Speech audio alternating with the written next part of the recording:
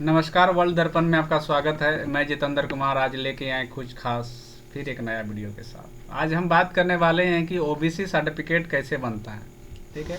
OBC certificate बनाने के लिए सबसे पहले आप जान जाइए कि ओबीसी सर्टिफिकेट बनाने के लिए डॉक्यूमेंट क्या लगता है। ठीक। जरूरी होता है दस्तावेज। अगर डॉक्यूमेंट आप सही नहीं दीजिएगा तो आपका सर्टिफिकेट नहीं बनेगा। इसलिए अप्लाई करने से पहले आप डॉक्यूमेंट जान लीजिए कि डॉक्यूमेंट लगता क्या क्या है। तो ओबीसी बनाने के लिए कागज लगता है सबसे पहले जाति, निवासी और आय। जाति, निवासी और आय, ये तीनों कागज बहुत ही जरूरी है। और इसके साथ रसीद, पर्चा और आधार कार्ड। तो ये कागज सब होना बहुत ही जरूरी है। जाति, निवासी, आय, रसीद, पर्चा और आधार कार्ड, ये डॉक्यूमेंट रहेगा तभी आप ओबीसी के लिए अप्लाई कीजिएगा और आपका ओबीसी बनेगा। अन्यथा आपका ओबीसी अप्लाई करने से भी नहीं बनेगा। तो चलिए हम बात करते हैं कि ओबीसी अप्लाई कैसे करते हैं। हम एक बार बताए थे कि जो डिस्ट्रिक्ट से अगर आपको लॉगिन आईडी पासवर्ड मिला है तो डायरेक्ट लॉगिन पे करेंगे, आईडी पासवर्ड डालेंगे, लॉगिन हो जाएगा। और जो अगर रजिस्टर जो इंडिविजुअल हैं, जो आप खुद से करना चाहते हैं, तो रजिस्टर योर सेल्फ पे क्लिक कीजिएगा और यहाँ पे नाम लिखिएगा, ईमेल आईडी, मोबाइल नंबर और पासवर्ड क्रिएट करिएगा और सबमिट पे जैसे क्रिएट करिएगा तो आपका मेल आईडी में यूज़र आईडी और लॉगिन आईडी और पासवर्ड आपका मेल में चला जाएगा। वहाँ पे उसके बाद यहाँ पे डायरेक्ट आप लॉगिन पे कीजिएगा और जो मेल आईडी है वो डाल के आईडी पासवर्ड जो आप क्रिएट किए हैं वो डाल दीजिए और लॉगिन कीजिए, आपका खुल जाएगा। तो हम दिखाते हैं कि लॉगिन करके कि किस प्रकार ओबीसी का सर्टिफिकेट बनता है वो चीज़। ठीक है, तो चलिए स्टार्ट करते हैं। तो आपके स्क्रीन पे एक वेलकम टू सर्विस प्लस का होम पेज खुल के आ जाएगा, जो कि झारखंड का जो जितना लॉगिन आईडी करने के बाद आपका आ जाएगा। तो यहाँ पे देखिएगा अप्लाई फॉर सर्विस के नीचे जैसे क्लिक कीजिएगा व्यू ऑल सर्विस अवेलेबल करके होगा। जैसे इस पर क्लिएगा तो आपका अगला पेज खुल के जो जितना भी सर्टिफिकेट होते हैं वो पूरा डाटा यहाँ पे खुल के आ जाएगा। तो ओबीसी जो होते हैं दो प्रकार के बनते हैं, एक सेंट्रल ओबीसी और एक स्टेट लेवल का ओबीसी। तो कोई भी अगर आप जॉब के लिए अगर भरते हैं तो उसमें एक रिक्वायरमेंट दिया रहता है कि आप किस प्रकार का ओबीसी बनाना चाहते हैं। आप सेंट्रल वाला का ओबीसी बना, जैसे कोई होता है कि आप इंटरनेशनल बैंक या सेंट्रल का बैंक कह देते हैं तो उसमें मांगता है कि सेंट्रल का ओबीसी दीजिए। तो आपका जो जॉब कोच भी डालते हैं तो उसमें देख लीजिएगा कि रिक्वायरमेंट क्या है, इसका क्या नोटिफिकेशन है और क्या मांगा गया है, तो वो आप डालिएगा, वो देख लीजिएगा। तो हम अभी दोनों बताएंगे, हम सेंट्रल लेवल का भी बताएंगे ओबीसी कैसे अप्लाई करना है और स्टेट लेवल का भी। तो यहाँ पे थोड़ा सा नीचे आइएगा और एक पेज आगे बढ़िएगा। तो यहाँ पे एक लिखा हुआ है caste certificate EBC BC2 non creamy layer. बहुत सारा होता है ना कि हमको ओबीसी बनाना है, तो वो आपसे फटाक से बोलेगा कि ओबीसी बनाना है, हमको नॉन क्रीमिलियर वाला ओबीसी बनाना है।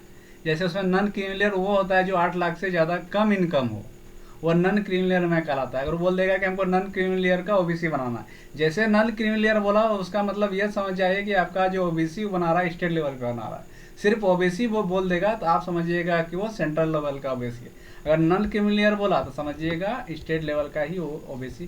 तो अभी हम नॉन क्रीमिलियर ओबीसी के बारे में बात करेंगे और कि नॉन क्रीमिलियर ओबीसी और स्टेट लेवल का ओबीसी कैसे बनाते हैं। सेंट्रल वाला के लिए हम अलग वीडियो बना देंगे। सेंट्रल वाला के लिए हम खोल के देख देंगे कि क्या कैसे होता है। यहाँ पे लिखा है कास्ट सर्टिफिकेट फॉर ओबीसी, ये हो गया सेंट्रल लेवल का। और अभी हम स्टेट लेवल का आपको नॉन क्रीमिलियर ओबीसी अप्लाई करके बता रहे हैं। उसके बाद एक अगला वीडियो में हम आपको बता देंगे कि सेंट्रल वाला ओबीसी कैसे बनाते हैं। तो चलिए हम non creamy layer OBC state level का बनाते हैं। जैसे आप क्लिक कीजिएगा तो आपके स्क्रीन पे फिर अगला पेज खुल के आ जाएगा। यहाँ पे लिखा हुआ है कि नॉर्मल और तत्काल। जैसे आप तत्काल पे क्लिक कीजिएगा तो आपके ऑप्शन आ जाएगा 4-5 ऑप्शन। आप जैसे तत्काल पे क्लिक कीजिएगा तो पूछेगा कि तत्काल बना रहे हैं तो क्यों बना रहे हैं, क्या एडमिशन में ज़रूरी है, क्या आपका नौकरी लग गया, क्या आप एग्ज़ाम में ज़रूरी मांग रहा है। तो यहाँ पे और तत्काल बनाने के लिए आप सबसे पहले आपको सीओ से साइन मोहर करवा के देना होगा, उसके बाद ही आपका तत्काल वाला आप अप्लाई कर सकते हैं। ना था नॉर्मल पे क्लिक कीजिएगा। इसमें रीज़न देना होगा, क्या रीज़न है कि आप तत्काल बना रहे हैं। मेरे पास कोई रीज़न है, नॉर्मल, तो आप नॉर्मल में क्लिक कीजिए। उसके बाद नाम लिखिएगा, जेंडर है वो लिखिएगा, डेट ऑफ बर्थ लिखिएगा, मोबाइल नंबर डालिएगा, ईमेल आईडी तो डालिएगा, नहीं तो छोड़ दीजिएगा, धर्म लिखिएगा। ठीक है, और इसके BC1 BC2 किस में आते हैं, फिर जाति यहाँ पे लिखिएगा। जैसे BC1 डाले तो इसमें ऑटोमेटिक आपका जिस कैटेगरी में आते हैं वही। अगर हम BC2 में आते हैं और हम इसमें वो जाति खोजेंगे तो वो जाति नहीं मिलेगा। इसलिए कैटेगरी ध्यान रखिएगा कि आप किस में आते हैं, BC2 या BC1 में। जैसे आप जाति सेलेक्ट करते हैं तो फिर थोड़ा सा नीचे आइए, फादर का नाम पूछा जाएगा, फादर का नाम लिखिएगा। ठीक है, मैरिड है कि अनमैरिड वो लिख दीजिएगा। फिर थोड़ा सा नीचे आइएगा, पता लिखिएगा, डिस्ट्रिक्ट अनुमंडल कहाँ पड़ता है वो लिखिएगा, ब्लॉक, अंचल, पोस्ट ऑफिस, थाना, रूरल में आते हैं कि नगर में आते हैं वो सिलेक्ट कर लीजिएगा। सेलेक्ट करने के बाद थोड़ा सा नीचे आइए तो, और ये जो है यहाँ पे इनकम, जो आपका इनकम कितना का बना है वो इनकम लिख दीजिएगा। जो इनकम सर्टिफिकेट बनाए हैं आप, पहले हम बोल दिए थे कि ओबीसी बनाने के लिए 3 प्रमाण बहुत ही ज़रूरी है, जाति, निवासी और आय। आय का जी इसलिए हम बोले थे कि आय जरूरी है। अभी यहाँ पे इनकम सर्टिफिकेट, अगर आपके पास इनकम बना हुआ नहीं रहेगा तो आप यहाँ पे इनकम क्या लिखिएगा। इसीलिए इनकम सर्टिफिकेट सबसे पहले बहुत ज़रूरी होता है। वहाँ लिखने के बाद आपका पिछले तीसरे वर्ष का आय कितना है वो लिख दीजिएगा। अगर जो आय अभी बनाए हैं, अगर 80,000 का बनाए तो उसमें 70,000 60,000 लिख सकते हैं। उसके बाद थोड़ा सा नीचे आएगा तो फिर आपसे पूछेगा कि मदर डिटेल पूछेगा, माँ का नाम पूछेगा, डेट ऑफ बर्थ, आपके माँ क्या करती है वो लिख दीजिएगा। पैन संख्या जरूरी नहीं है, इसको खाली छोड़ दीजिएगा। उसके बाद यहाँ पे नाम, इनकम फिर दर्शा देना है कि कितना इनकम है, सालाना इनकम वो आपको लिख देना है। सालाना इनकम लिखने के बाद थोड़ा सा नीचे आइएगा, कैप्चा डाल के आगे बढ़िएगा। और एक चीज़ हम बता देते हैं ओबीसी, जैसे कि ये तो हो गया कि मेल और फीमेल के लिए तो ये तो नॉर्मल बात है। ठीक है, अगर कोई महिला, अगर हम महिला सेलेक्ट करते हैं, ठीक है, अगर महिला किसी का हम सेलेक्ट करते हैं उसका ओबीसी कहाँ से बनेगा, तो ओबीसी वही जाति ही ओबीसी होता है। तो सबसे पहले जाति ही जब ओबीसी होता है तो लेडीज का कहाँ से बनेगा, लेडीज का पिता के घर से बनेगा ओबीसी। क्या कि यही मालूम नहीं होता है कि ओबीसी आखिर बनेगा कहाँ लेडीज का। तो अभी हम यहाँ पे करके दिखाए थे, कुछ इसमें ट्रिक दिखाते हैं। जैसे हम यहाँ पे मैरिड कर दिए, ठीक है, जैसे हम मैरिड कर दिए हैं तो यहाँ पे पूछने लगेगा पति का धर्म क्या है।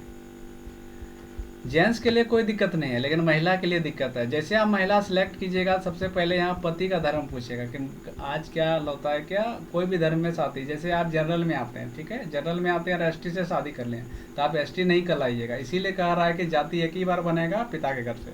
अगर आप जनरल में आते हैं, एसटी से शादी करें, बोलिएगा कि हम जो पति का जो जाति है वही जाति मेरा भी होना चाहिए।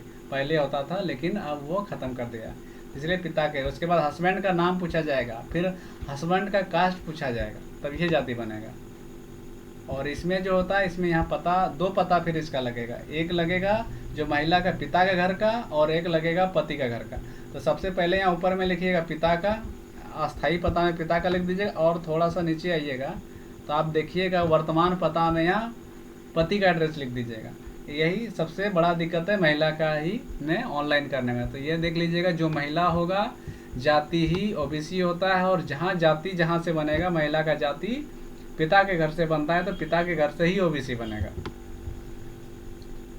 चलिए हम भरने के बाद जो अगला पेज खुल के कैसे आएगा वो हम बताते हैं। तो आप यहाँ पे कैप्चा डालने के बाद जैसे आप सबमिट पे क्लिक कीजिएगा तो आपको डॉक्यूमेंट अपलोड करने के लिए बोलेगा। जैसे डॉक्यूमेंट में रसीद, पर्चा, आधार कार्ड और एक शपथ पत्र, जाति, निवासी आय, ये तीनों 4-5 जो डॉक्यूमेंट है, जाति, निवासी आय, ये तो एकदम बहुत यानी इसको देना ही देना है। तो आप इस प्रकार का डॉक्यूमेंट अपलोड करने के बाद, सबमिट करने के बाद आप रसीद निकाल के आप कर सकते हैं। धन्यवाद।